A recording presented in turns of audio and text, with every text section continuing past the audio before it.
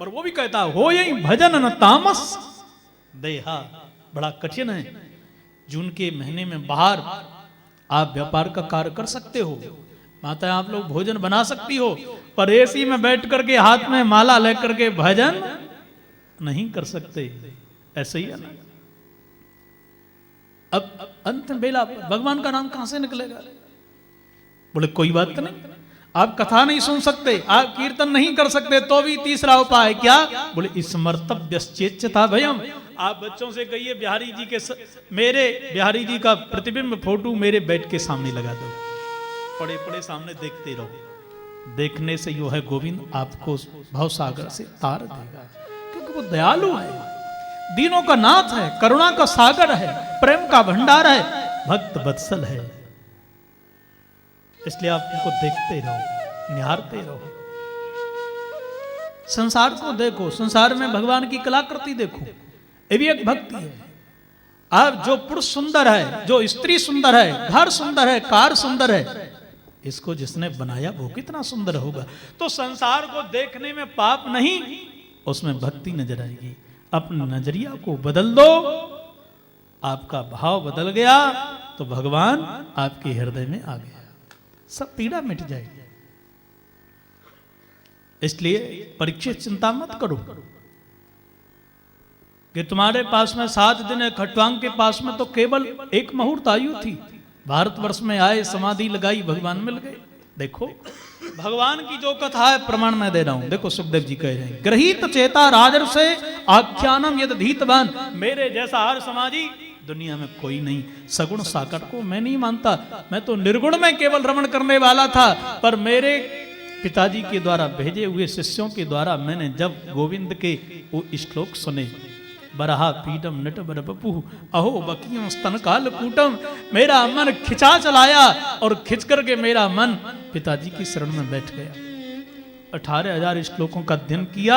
आज आहार निस उसी कृष्ण की कथा गाता हूं।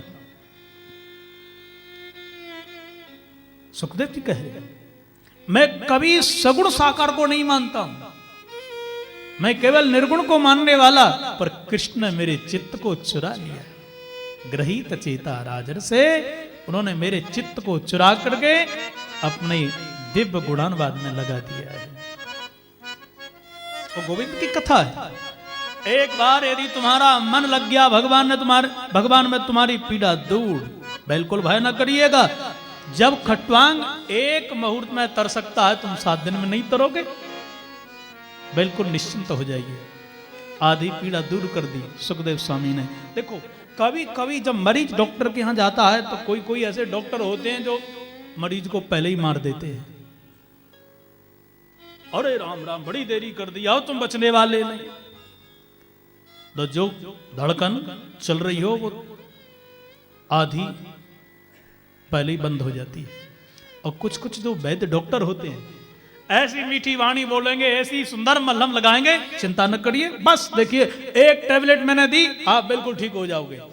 और जैसे ही प्रिय वाणी बोले उसकी, डॉक्टर साहब मैं ठीक हो जाऊंगा ना, अरे पक्का ठीक हो गए समझ लीजिएगा, तो आधा रोग उसका दूर हो जाता है। इसलिए सुखदेव स्वामी के निर्भय युक्त वचन जैसे ही श्रवण किए, परीक्षित की आधी पीड़ा दूर हो गई। इसलिए चिंता न करिएगा, तुमको तारने का ठेका लेकर के मैं आया हूं, पर अपने मन को भगवान में लगा दो। महाराज मन तो नहीं लग सकता है, क्योंकि मन हमारा गोपियों की तरह नहीं है। मन तो संसार के नाना प्रकार के व्यसनों में लगा हुआ है, एक जगह मन नहीं टिक सकता। जैसे वायु को कोई अपने कब्जे में नहीं कर सकता, ऐसे मन को अपने कब्जे में कोई नहीं कर सकता ना। बोलो जय श्री कृष्ण। जय श्री कृष्ण। गोपियां दही बेचने के लिए जाया करती थी ब्रज में। एक बार लौट के आ रही थी, किनारे पर मेरे कृष्ण ही मल्ला बन के खड़े हैं। सब मल्लाओं से कहा जाइए आप लोग, पर नौका लगी है। गोपियों ने कहा भैया हमको पल्ली पार उतार देवे को, आज बड़ी देरी है गई। बोले आप बैठो भैया, मेरा तो काम ही यही है, बट आधी बैठ जाओ, मेरी छोटी नौका है, मैं तो बालक हूं ना, पर ना हम तो सभी बैठेंगे, एक ही गांव की हैं, अलग अलग तो बैठेंगी ना। सब बैठ गई। और जैसे ही गोपियां बैठी, नौका चली, बीच धार में नौका डिग में गई। अब गोपियों के प्राण करने लगे, छोरे छोरा तू नौका चलानो जाने के ना जाने? बोले लो चलानो ना जाने, अरे हम तो नौका चलाते हैं, पिताजी से सीखे हैं, अपने बाबा जी से हमने नौका सीखी है, इसलिए सबका अनुभव हमारे पास में। अरे भैया तेरी नौका तो हिल रही है पर। मल्ला वेशधारी ठाकुर जी बोले एक उपाय है। क्या? बोले मैंने पहले ही कही तुमसे कि आधी आधी बैठ जाओ, तुम बहुत मोटी मोटी अनेक और मेरी नौका छोटी। अब एक उपाय, कहा उपाय? बोले अपनी अपनी मटकी जमुना में फेंक दो तो वजन घट जाएगा। नहीं तुम भी गई, मटकी भी गई, बोलो राधे राधे। वो प्राण बड़े प्यारे मटकियों को ले ले करके जमुना में धड़ाम धड़ाम दी, सो फेंक दिया। नौका दुगनी डिगडगाने लगी। गोपियां बोली ओ भैया चौड़े मल्ला गए, कहा रहो भैया वो तेरी नौका डूब जाएगी। बोले एक उपाय है, नहीं सब मर जाओगी। ओ भैया कौन सा उपाय है, कौन सी पूजा बता देना, तूने कही सो हमने कर दी नहीं। बोले जो दो दो मन की मोटी मोटी हो वो जमुना में कूद के राधे राधे, समझ गए ना? वो कूद जाओ, आधी मरोगी आधी तो बच ही जाओगी ना, और नहीं सब की सब चली जाओगी। मैं तो मल्ला को छोड़ो तैर के भाग जाऊंगा। सज्जनों, उस श्याम सुंदर के ध्यान में जैसे ही गोपिकाएं बैठी, जिन हाथों में खेवा था खेने का, उस हाथ में मुरली है। गोपियां बोली क्या कहते हो, दो मन की हम, दो दो मन की नीचे गिर जाएं, एक एक मन की बैठी रहें। अरे हम तो एक भी मन की नहीं, एक मन था वो तुम्हारे चरणों में हमने रख दिया, हम तो बिना मन की हैं। उधो मन न भय 10-20 एक हतो, सो गयो श्याम संग को आराध। इस 6वें दिन इसकी चर्चा देखिए आप। और हम पर इल्जाम लगाते हो कि हमने दो दो मन अपने बना रखे हैं। श्याम सुंदर ऐसी वाणी न बोलिएगा, एक मन तुम्हारे चरणों में चिपक गया है, हमारा कोई मन है ही नहीं। हमको क्यों अनेक मन की बता रहे हो? एक मन कृष्ण में लग जाए तो एक तो प्रेम के कारण एक उपाय है, एक साधन साध्य है। मन को भजन और भोजन धीरे धीरे बढ़ाओ, ठीक है ना? आपने व्रत खोला, 9 में कोई मात्रा नहीं, भोजन में मात्रा है, वो की मात्रा है ना, एक जगह उसकी सीमा है, रुक जाओ, पर भजन को करते जाओ। जितना अनुभव करोगे उतना ही आपको लाभ होगा। इसलिए उपाय कहा है, जितासनो जित श्वासो जित संगो जितेंद्रिय। पहले आसन लगाना सीखिएगा, बैठना सीखिएगा। जब बैठना बढ़िया आ जाए तो फिर क्या करें? बोले जितासनो जित श्वासो, पूरक कुंभक रेचक प्राणायाम के द्वारा आप अपने प्राणों को जीतिएगा। फिर संग जीतिए, इंद्रियों को जीतिए। जैसा करोगे संग आप पे वैसा चढ़ेगा रंग, ठीक है ना? अच्छा देखो, आपको यदि कहीं झगड़ना सीखना है, कोई ट्यूशन लगाता है, विद्यालय में जाता है क्या? झगड़ा जो करते हैं उनमें बैठना उठना प्रारंभ कर दो, आपको झगड़ा करना आ जाएगा। आपको यदि कहीं गुटखा खाना सीखना है तो ट्यूशन नहीं, विद्यालय में नहीं, कोई जाते हैं क्या? जो गुटखा खाते हैं उनमें बैठना उठना प्रारंभ करो, आपको भी आ जाएगा। ऐसे ही भजन करने के लिए, भक्ति करने के लिए किसी विद्यालय में नहीं जाना है, ट्यूशन नहीं लगाना है। जहां संत, जहां माने भक्त गोविंद को गाते हैं, सुनते हैं, उनमें आप बैठना उठना प्रारंभ कर दो, आप भी भक्त बन जाओगे। बोलो जय श्री कृष्ण। ऐसे श्री कृष्ण। अरे भैया एडमिशन छात्र यदि आज ले चाहे 10 वर्ष पहले ले, पर प्रिंसिपल से यदि पूछा जाए कि तुम्हारे स्कूल में कितने छात्र हैं, संख्या तो उसकी भी होगी जिसने आज एडमिशन लिया है। ऐसे ही आपने भजन आज तक नहीं किया, पर कथा में आज ही आकर के बैठे हो, दुनिया के लोग कहेंगे भगत जी कहां से आ रहे हो? डिग्री मिली क्या नहीं मिली? आज नकली कल असली मिल जाएगी। इसलिए महाराज श्री की शरण में आइए और आप देखिए करुणा के एक सागर को। उस करुणा के सागर में से यदि कहीं एक बूंद भी आपके ऊपर पड़ गई तो आपका जीवन धन्य हो जाएगा। कुछ मत करो, केवल शाम सकारे एक संकल्प कर लो, महाराज श्री के ठाकुर के, महाराज श्री के दर्शन हमको करना है।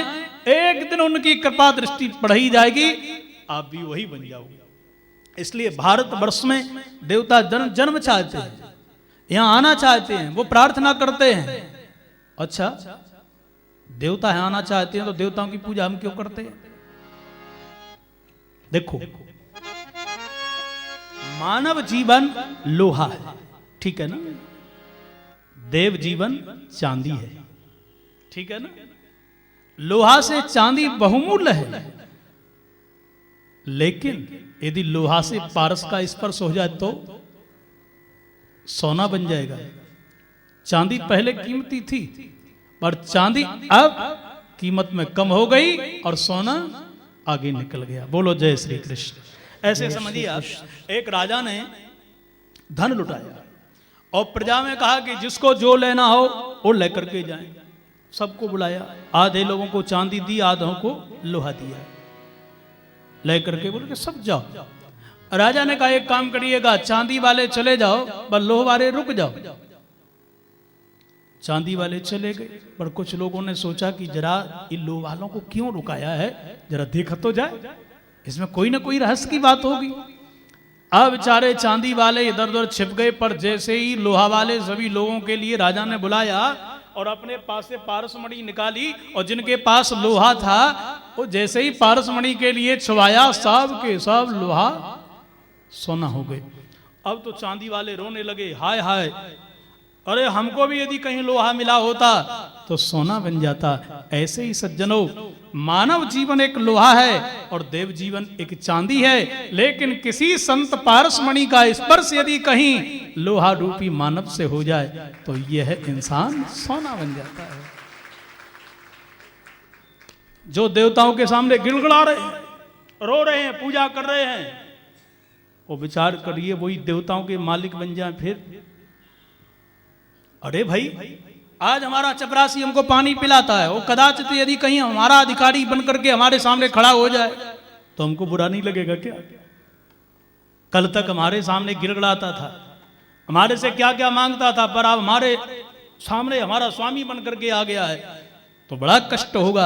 ऐसे ही देवता बेचारे घबराते हैं कि यदि कहीं ए लोहा रूपी मानवों का संयोग यदि कहीं पारस रूपी संत से हो गया, सतगुरुदेव से यदि कहीं इनका संयोग हो गया तो हमारा सब मटिया मैट हो जाएगा। इसलिए देवता जीव को भगवान के चरणों में नहीं लगने देते हैं। पूजा करोगे सब कुछ देंगे, पर भक्ति प्रदान नहीं कर सकते हैं। इसलिए देवता भी प्रार्थना करते हैं यदि जन्म मिले तो भारत में मिल जाए। वाह, भारत की भूमि जिसमें मेरा गोविंद ब्रह्म बालक बनकर के दौड़ रहा है। विचार करिए, वो माँ के लिए, वो एक नारी जाति की गोपिकाओं के लिए हाथ में डंडा लेकर के इल्जाम लगाती हुई पीछे भाग रही है। भारतवर्ष का सौभाग्य। बोलो जय श्री कृष्ण। जय श्री कृष्ण। इसलिए संग जीतो, इंद्रियों को जीतो, फिर अपने मन के लिए बुद्धि के द्वारा भगवान में लगा दो। ये सब कुछ भगवान का रूप है। ये बढ़िया बढ़िया जो बगीचे में वृक्ष खड़े हैं, परीक्षित भगवान की रोमावली है। बढ़िया बढ़िया नदी है, भगवान के शरीर की नाड़ियां हैं। ये समुद्र बह रहा है, भगवान के शरीर का पसीना है। सूर्य चंद्रमा भगवान के नेत्र हैं। देखो, एक बात मैं आपसे कहूं, भागवत में 4 क्लास की बात है, ठीक है ना?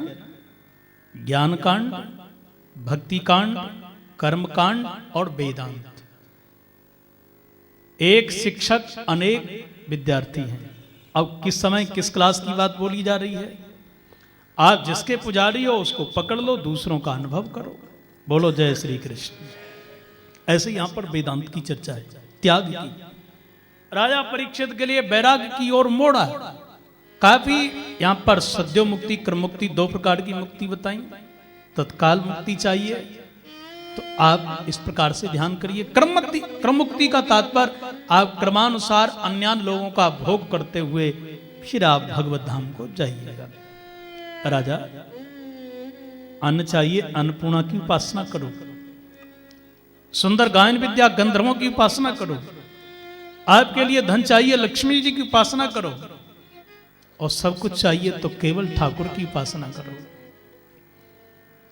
अकामः सर्व कामो वा मोक्ष काम उदारधी तीव्रेण भक्ति योगेन यजेत पुरुषम परम। अरे जो आपकी कामना है वह मिलेगा, जो नहीं है वह भी मिलेगा। केवल आप मुरली वाले को अपना बना लो, एक कह दो मैं तेरा तू मेरा, बस रिश्ता सच्चा बन गया। जो जितना ऊंचा व्यक्ति घोषणा करे उतना ही बात का प्रभाव पड़ता है, ऐसा ही है ना। छोटे छोटे व्यक्ति कहें घबराइए ना, कोई खतरा नहीं है अर्थव्यवस्था के लिए, परंतु प्रधानमंत्री महोदय जब यही घोषणा करते हैं कि हमारे देश में कोई भी अव्यवस्था नहीं, कोई अर्थव्यवस्था नहीं डिगमगा रही है, मंदी खत्म हो गई, तो हमको विश्वास हो गया प्रधानमंत्री महोदय जी ने कहा है, कोई चिंता की बात नहीं है। आप विचार करिएगा, एक बड़े ओहदे के व्यक्ति ने कहा है तो हमको विश्वास हो गया। 3 लोग 14 भुवन का मालिक कह रहा है, सक्र प्रपन्नाय तवास्मीति च याचते अभयम सर्वभूतेभ्यो ददामि तद्व्रतम मम। केवल एक कह दो एक बार आकर के, तू मेरा मैं तेरा, सर्व प्राणियों से तुम्हारे लिए अभय प्रदान कर दूंगा। हमको विश्वास क्यों नहीं हो रहा है? इतने ऊंचे पद से ओहदे से बोल रहा है, पर फिर भी हमको विश्वास नहीं हो रहा है। हम कहते हैं पिता से हम आपके हैं, आप हमारे हैं, सबसे रिश्ते जोड़े, पर ठाकुर से हमने कभी नहीं जोड़ा। जिनसे हमने रिश्ते जोड़े उन्हीं ने हमारे अनुमान तोड़े, पर वो कभी नहीं तोड़ता है। सुखदेव जी ने मंगलाचरण गाया और कथा कहने लगा, पर मंगलाचरण तो किया ही नहीं। और जैसे ही मंगलाचरण किया, भगवान को मनाया, सृष्टि प्रसंग की चर्चा। अब थोड़ी मैं समास विधि से भी कथा कहूंगा, क्योंकि आज कपिलाष्टाध्यायी का उपाख्यान भी मुझे करना है। भगवान ने धरती पर कुछ नहीं रचा, शून्यकाल। प्रकृति पुरुष अलग अलग उद्भूत हुए, पुरुष से काल कर्म स्वभाव बने, प्रकृति में समाये, विस्फोट हुआ, महतत्व का प्राकट्य हुआ। महतत्व से 3 प्रकार के गुण, सत्व गुण, रजोगुण, तमोगुण का निर्माण हुआ। तमोगुण से 5 महाभूत आकाश, वायु, जल, अग्नि, धरती का निर्माण हुआ। रजोगुण से 10 इंद्रियां, 11वां मन, और सत्व गुण से इनके अधिष्ठात्री देव कुछ नहीं कर सके, जल में पड़े रहे हजारों वर्ष तक। पर एक दिन उसी के अंदर बोलने की इच्छाई, अंड के अंदर मुख बन के तैयार हो गया, वर्ण ने प्रवेश किया, नो तिष्ठ तदा विराट, उठ नहीं सका। काम करने की इच्छाई, हाथ बन के तैयार हो गए, इंद्र ने प्रवेश किया, फिर भी नहीं उठा। चलने की इच्छा हुई, पैर बन के तैयार हो गए, भगवान विष्णु ने प्रवेश किया, पर फिर भी वो नो तिष्ठ तदा विराट। देखो हम पैर छूते हैं ना, किसी के प्रणाम करते हैं, क्यों?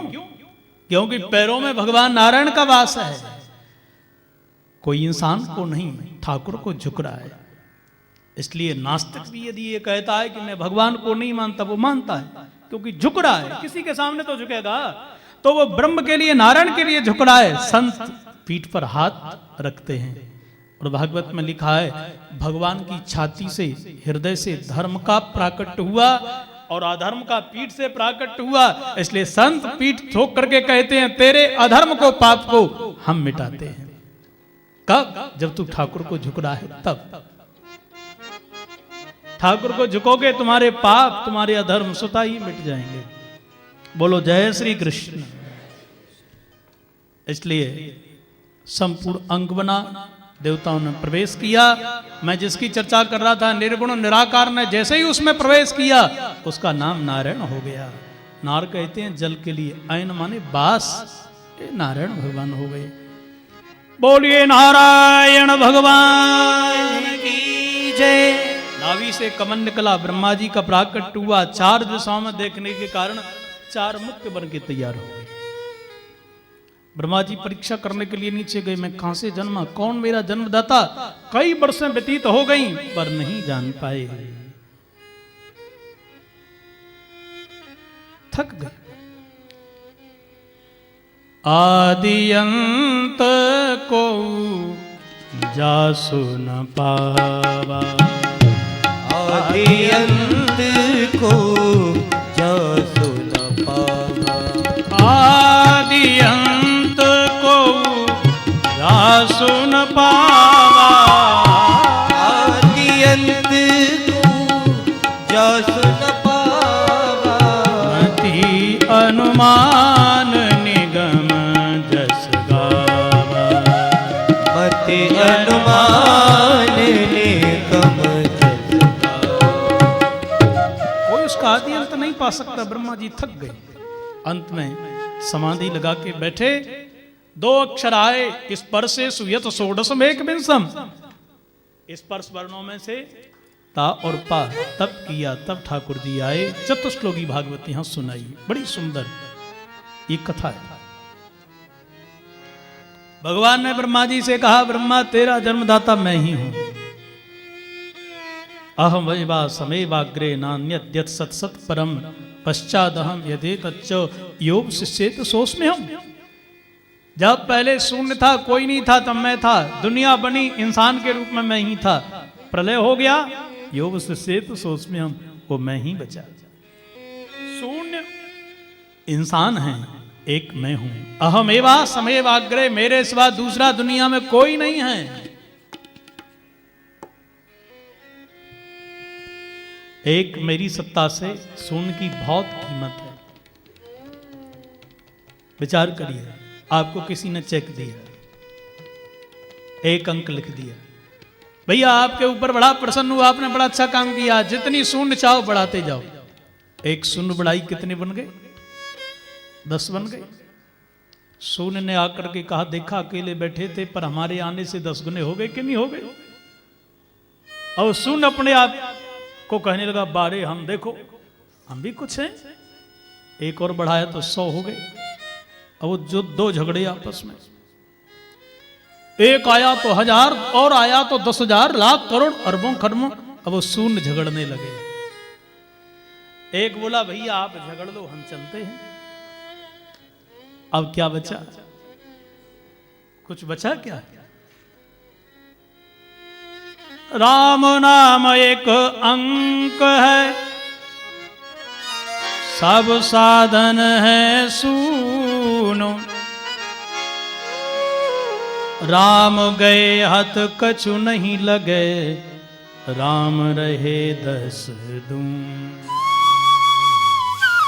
खूब आपने तीर्थयाटन किया, खूब दान किए, खूब पुण्य किए, पर कभी राम जी से श्याम जी से नेह नहीं लगाया, तो सब साधन हैं सूर, सब बेकार है। एक गोविंद को यदि आपने अपना लिया, हम बेटी का विवाह करते हैं, नाना प्रकार के व्यंजन बनवाएंगे, पत्र देंगे, भंडारा करेंगे, कहीं बैंड, कहीं रिश्तेदार, सबको बुलाएंगे, बड़ा सुंदर आयोजन करते हैं, विवाह किया, पैसा खर्च किया, पर वर वधू में प्रीति न हुई तो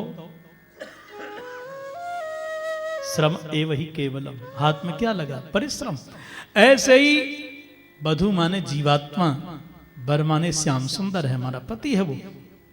हम सब एक खटराग कर रहे हैं, कथा सुन रहे हैं, कहीं हवन कर रहे हैं, दान कर रहे हैं, क्यों? इस सब का एक प्रयोग है, जीव रूपी पत्नी का, वधू का प्रेम जगतपति श्याम सुंदर से हो जाए। यदि सब दान पुण्य आपने किया, सुकृत किए, गंगा जी नहाए, खूब आपने हवन करवाए, पाठ करवाए, परंतु यदि कहीं अपने प्रियतम श्याम सुंदर से प्रेम नहीं हुआ, तो सब का सब बेकार हो गया। इसलिए एक वह परमात्मा यदि आपके हृदय में है, तो आपकी कीमत बहुत बड़ी है, आपकी महिमा वो गोविंद भी गाता है। पर एक यदि ठाकुर नहीं है तो सब कुछ बेकार है। बोलो राधे राधे। भगवान के पृथक क्या है? तीर्थम यत् प्रतीयेत न प्रतीयेत चात्मनि। सुखदेव जी कहते हैं, राजन वही माया है। मां माने नहीं, या माने जो, उसको माया कहते हैं। ठीक है ना? जो भगवान को नहीं मानता है, जो भगवान के निकट अपने मन को नहीं रखता, माया उसको पकड़ लेती है। आपने सर्कस देखा होगा, देखा है ना? अच्छा, जादूगर जो भी अपनी माया के द्वारा अपनी जादू भरी लीलाएं दिखाएगा, सब लोग मोहित हो जाते हैं, होते हैं ना। पर एक नहीं होता है, जो जादूगर का हेल्पर है, जमूड़ा भी उसको बोलते हैं, यहाँ जो भी बोलते होंगे, वो मोहित नहीं होता है। क्यों? बोले सारी कलाएं उसके साथ रहते रहते वो सीख जाता है, इसलिए वो जानता है कि क्या है, झूठा है सब कुछ, पर वो भी उसका ज्ञाता हो जाता है। ऐसे ही सज्जनों, जादूगर हमारा श्याम सुंदर है, हमारा ठाकुर है, अपनी माया की लीला के द्वारा सबको मोहित कर रखा है, सब भ्रमित हैं, पर वो मोहित नहीं है। कौन? बोले जो उनका जमूड़ा, उनका हेल्पर उनके चरणों में बस गया है। इसलिए परम संत जो हमारे गुरुदेव हैं, वो उनकी माया में मोहित नहीं होते हैं, इसलिए उनके निकट बस जाओ। भरत जी राम जी को मनाने के लिए चित्रकूट पर जब गए, तो इंद्र ने कितनी मायावी विद्याओं का प्रयोग किया। गुरुदेव बृहस्पति ने कहा, इंद्र मारा जाएगा, जिस पर तू तंत्र की विद्याओं का अनुसंधान कर रहा है, वह कोई साधारण नहीं, उसने अपने चित्त के लिए, मन के लिए श्री राम जी के चरणों में अर्पण कर दिया है। ऐसे वैष्णव पर यदि कहीं माया का प्रयोग करोगे, तो सिवा मौत को निमंत्रण दिए कुछ नहीं पाओगे। इंद्र ने हुई